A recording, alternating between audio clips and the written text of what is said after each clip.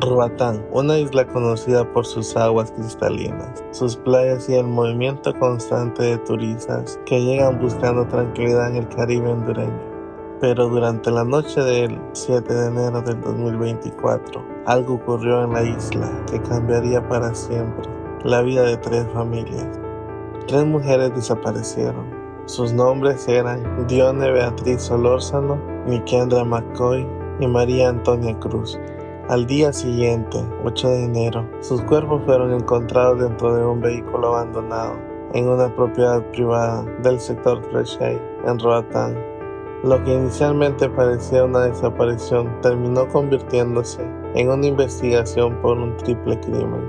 Y en el centro de aquella investigación aparecía un hombre, Gilbert Reyes, un ciudadano estadounidense que había estado relacionado con una de las víctimas. A partir de ese momento, comenzaría una búsqueda que llevaría a las autoridades hondureñas fuera de las fronteras del país. Una búsqueda que terminaría en República Dominicana y años después en una sala de juicio en Honduras. Más de 100 medios de prueba serían utilizados para intentar reconstruir qué ocurrió aquí anoche. Videos de vigilancia, análisis telefónicos, pruebas balísticas, pericias forenses, evidencia física. Cada elemento sería colocado sobre la mesa para responder una sola pregunta fundamental. ¿Qué ocurrió realmente aquella noche en Roatán? La noche del 7 de enero del 2024 transcurría en Roatán, pero en el paso de las horas, las 3 mujeres dejaron de ser localizadas. La preocupación comenzó a crecer. No se trataba simplemente de que no contestaban un teléfono. 3 personas habían desaparecido y las circunstancias terminarían llevando a las autoridades hasta un vehículo ubicado en una propiedad privada del sector Freshay. Cuando el vehículo fue localizado, la investigación tomó un rumbo completamente diferente. En su interior estaban los cuerpos sin vida de Dione Beatriz Solórzano, Nikendra McCoy y María Antonia Cruz. La noticia provocó conmoción en todo Roatán. 3 mujeres, un mismo lugar, una misma noche y una investigación que apenas comenzaba. La escena tendría que ser procesada, los cuerpos tendrían que ser examinados, el vehículo tendría que convertirse en una pieza fundamental de la investigación y los investigadores tendrían que comenzar a reconstruir las últimas horas de las víctimas. Porque cuando no existen testigos directos de un crimen, muchas veces las historias comienzan a reconstruirse a partir de pequeños fragmentos, una llamada, una ubicación, una cámara de seguridad, un vehículo, una huella, una trayectoria, una mancha o un teléfono.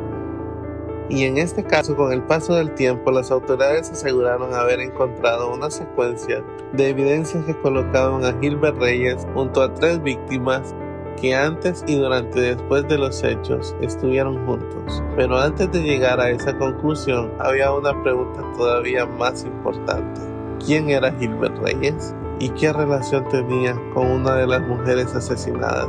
Gilbert Reyes, un ciudadano estadounidense que había tenido una relación con Dione Beatriz Solórzano. Su nombre comenzó a adquirir relevancia dentro de la investigación mientras las autoridades reconstruían las últimas horas de las víctimas. La fiscalía posteriormente sostendría que Reyes estuvo con las 3 mujeres durante momentos claves de aquella jornada. Pero una investigación criminal no puede sostener únicamente sobre una sospecha. Había que demostrar movimientos, horarios, trayectos, comunicaciones y sobre todo había que determinar qué había ocurrido después de la desaparición de las 3 mujeres. Según el Ministerio Público, la investigación fue reconstruida posteriormente mediante videos de vigilancia, análisis de telefonía, pericias balísticas, estudios forenses y evidencia física. Uno de los elementos señalados por la Fiscalía sería especialmente importante. Los investigadores sostuvieron que los disparos fueron realizados desde la posición del conductor y a corta distancia. Además, en un chaleco atribuido a Reyes fueron encontradas manchas de sangre que según la fiscalía eran compatibles con una de las víctimas, pero todavía faltaba una pieza. ¿Qué ocurrió con Reyes después del crimen? Porque mientras las autoridades comenzaban a investigar lo sucedido en Roatán, El hombre que se convertiría en el principal acusado ya no estaba en la isla. Había comenzado una búsqueda internacional y la investigación estaba a punto de abandonar las fronteras de Honduras. Mientras en Roatán comenzaban a concentrarse la noticia de la desaparición de las 3 mujeres, Gilbert Reyes ya había abandonado Honduras. Era el 8 de enero del año 2024. Apenas había pasado un día desde que Johnny Beatriz Solórzano, Nikendra McCoy y María Antonia Cruz habían sido vistas por última vez. Pero Reyes ya no estaba en Roatán, había salido del país. Para los investigadores, ese movimiento se convertiría posteriormente en una pieza tan importante en la reconstrucción del caso, porque mientras las autoridades comenzaban a buscar respuestas en la isla, el principal sospechoso ya se encontraba fuera del territorio hondureño. La investigación continuó y mientras los agentes trataban de reconstruir los movimientos de las víctimas y del sospechoso, también comenzaron a aparecer registros de viaje, videos de vigilancia y datos que permitirían establecer una línea temporal. La fiscalía posteriormente sostuvo que las imágenes de diferentes cámaras permitirían reconstruir el recorrido realizado por las víctimas y por Reyes. No se trataba de una sola cámara, eran 27 registros audiovisuales incorporados posteriormente al proceso judicial. Cada imagen podía aportar unos segundos: un vehículo encontrado, un vehículo saliendo, una persona desplazándose, un determinado momento del día. Y cuando esas imágenes fueron colocadas dentro de una misma línea de tiempo, los investigadores intentaron reconstruir las últimas horas de las 3 mujeres. Pero mientras esa reconstrucción avanzaba, Reyes estaba cada vez más lejos. La investigación ya no podía limitarse solamente a Roatán. Las autoridades hondureñas emitieron una orden de captura y posteriormente se convertiría en una alerta internacional.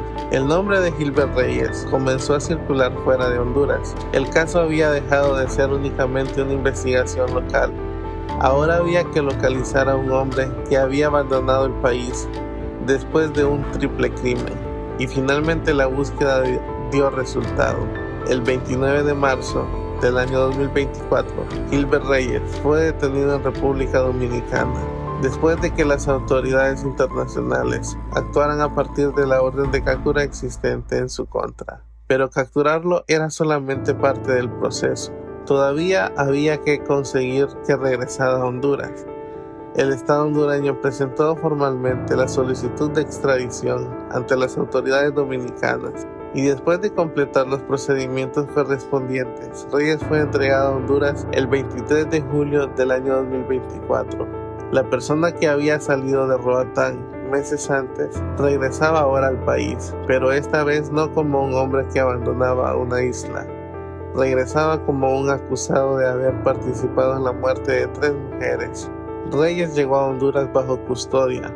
Para entonces, la fiscalía ya había construido una acusación que inicialmente contemplaba femicidio agravado contra Johnny Beatriz Solórzano y 2 delitos de asesinato por las muertes de Nikendra McCoy y María Antonia Cruz. El caso comenzaba a avanzar dentro del sistema judicial hondureño y la fiscalía no llegaría con una acusación basada únicamente en declaraciones.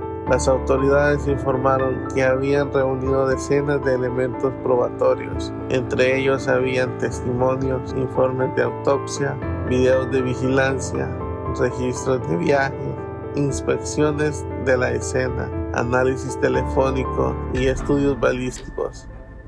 En julio del 2024, el juzgado aceptó 42 medios de prueba presentados por el Ministerio Público y decretó el auto formal procesamiento y prisión preventiva contra Reyes. Pero aquello todavía no era el juicio. Primero había que determinar si existen suficientes elementos para llevar el caso a una etapa de debate oral y público, y esa etapa llegaría meses después. En enero de 2025, el Ministerio Público formalizó la acusación. La Fiscalía sostuvo que Reyes debía responder por el femicidio agravado de Johnny y por los asesinatos de Nikendra y María Antonia. El proceso fue elevado a juicio oral y público, pero todavía faltaba lo más importante: demostrar ante un tribunal que la evidencia reunida durante la investigación podía sostener la causa. y para eso habría que volver a aquella noche de enero, volver a los movimientos de las víctimas, volver al vehículo, volver a las cámaras, volver a los teléfonos, volver a las pruebas forenses y tratar de responder pieza por pieza qué había sucedido entre el momento en que las 3 mujeres salieron y el momento en que sus cuerpos fueron encontrados, porque en una investigación criminal una sospecha puede iniciar una búsqueda, pero solamente la evidencia puede intentar convertir esa sospecha en una acusación demostrable, y el juicio que comenzaría en 2026 pondría precisamente esa evidencia bajo el escrutinio del tribunal. Más de 100 medios de prueba serían presentados, y entre ellos había uno de los elementos que permitiría reconstruir visualmente los movimientos de aquella noche, las cámaras de vigilancia.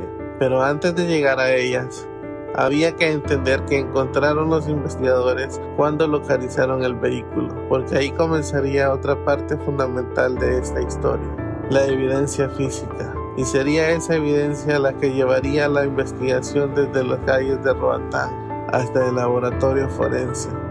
El 8 de enero del 2024, la investigación tomó un giro definitivo.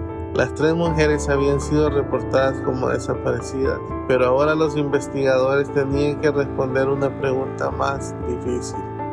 ¿Dónde estaban? En el sector de Fresquia, en Roatán, un vehículo Toyota Corolla negro se encontraba abandonado dentro de una propiedad privada. Vecinos de la zona habían percibido olores extraños provenientes del automóvil. Cuando los investigadores llegaron al lugar, encontraron una escena que confirmaría los peores temores. Dentro del vehículo abandonado estaban los cuerpos de Diony Beatriz Solórzano, Mikendra McCoy y María Antonia Cruz. Las 3 habían perdido la vida. Era una escena desgarradora. Los cuerpos fueron trasladados posteriormente a medicina forense en Tegucigalpa, donde se realizarían las autopsias correspondientes para establecer las causas de muerte. A partir de ese momento, el vehículo dejó de ser simplemente un automóvil abandonado. Se convirtió en una pieza de evidencia. Cada elemento tenía que ser documentado, cada indicio debía ser analizado. Durante el juicio, los peritos presentaron los resultados de los análisis balísticos. La fiscalía sostuvo que los disparos habían sido efectuados desde la posición del conductor del vehículo y a corta distancia. En el caso de Diony Solórzano, los expertos señalaron que uno de los disparos correspondía a un disparo de contacto, es decir, realizado prácticamente a quemarropa. El análisis de las trayectorias de los proyectiles se convirtió así en otra pieza de rompecabezas. La pregunta ya no era únicamente quién estuvo ahí. Los investigadores intentaban determinar desde dónde se realizaron los disparos.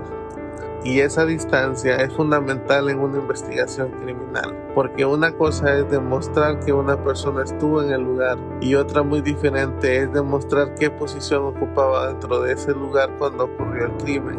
La fiscalía sostuvo que la evidencia balística coincidía con una escena en la que los disparos fueron realizados desde el área del conductor, pero todavía quedaba otro elemento, la sangre. Entre la evidencia presentada durante el juicio apareció una prenda que la fiscalía atribuyó a Gilbert Reyes. Era un chaleco. Los especialistas encontraron en él manchas de sangre que, según la acusación, eran compatibles con una de las víctimas. Pero los investigadores no se limitaban a señalar que había sangre. También analizaron la forma en que las manchas habían quedado sobre la prenda. La fiscalía explicó durante el juicio que se trataba de manchas con características de salpicadura y que su ubicación era compatible, según su teoría del caso, con la posición desde la cual se habrían realizado los disparos. Aquella convirtió una simple prenda de vestir en otra pieza de evidencia, y aquí aparece uno de los principios más importantes de la investigación criminal. Una sola evidencia rara vez cuesta toda la historia. La importancia está en cómo diferentes evidencias coinciden entre sí: el vehículo, la posición de los cuerpos, las heridas, los proyectiles, la sangre, los videos, los teléfonos, los desplazamientos. Cada elemento podía parecer pequeño pero ser respaldado, pero juntos podían formar una línea temporal, y precisamente eso intentarían hacer con la fiscalía: reconstruir aquella noche. Quizá una de las piezas más importantes del caso fueron las imágenes de vigilancia. Durante el juicio se presentaron 27 registros audiovisuales. No era una sola grabación continua, eran fragmentos de diferentes cámaras, diferentes lugares y diferentes momentos. Pero al colocarlos dentro de una misma línea temporal, la fiscalía sostuvo que podía reconstruirse el recorrido de las víctimas y del acusado. La ruta señalada por los investigadores comenzaba en Oak Ridge, después continuaba por Coxen Hole y finalmente llegaban hasta French Cane. Cada cámara aportaba solamente unos segundos, pero en una investigación criminal, unos segundos pueden ser suficientes para confirmar un movimiento. Un vehículo aparece, después desaparece de una cámara y vuelve a aparecer en otra. Una persona entra a un establecimiento, más adelante aparece nuevamente en otra ubicación. Así se construye una ruta, y no con una sola imagen, sino con la suma de muchas. Y según la fiscalía, esas imágenes permitieron seguir los movimientos de Reyes y de las víctimas durante aquella jornada. Pero todavía faltaba que responder qué ocurrió después de que el vehículo llegó a French Cane, y ahí aparecía otro elemento, el teléfono. Los teléfonos celulares también fueron incorporados a la investigación. Los peritos analizaron información de los dispositivos para establecer ubicaciones y movimientos. Según la fiscalía, los teléfonos de las víctimas registraron desplazamientos que coincidían con distintos puntos de la ruta de investigación. Después, cuando sus familiares intentaron localizarlas, los dispositivos continuaban posicionados en la zona. Posteriormente serían encontrados los cuerpos. El teléfono de Reyes también fue localizado y fue analizado. Los investigadores señalaron que el dispositivo dejó de registrar actividad alrededor del mediodía del 8 de enero. Para la fiscalía, ese dato formaba parte de la línea temporal, pero el análisis digital fue todavía más lejos. Según lo presentado durante el juicio, los peritos encontraron en el teléfono más de 24 búsquedas relacionadas con el propio nombre de Reyes y con su caso, realizadas meses antes. También se encontró una fotografía de un arma de fuego. Cada uno de esos elementos fue presentado ante el tribunal y cada uno tenía que ser valorado dentro del conjunto de pruebas. Según la reconstrucción presentada por la fiscalía, después de que el vehículo fue abandonado, Reyes salió de la zona alrededor de las 6 de la mañana. Las cámaras permitieron, según la acusación, seguir parte de ese recorrido. Después habría pasado por un establecimiento de combustible y posteriormente continuaría hacia el aeropuerto. Desde ahí el recorrido terminaría en el área de migración y finalmente en su salida de Roatán.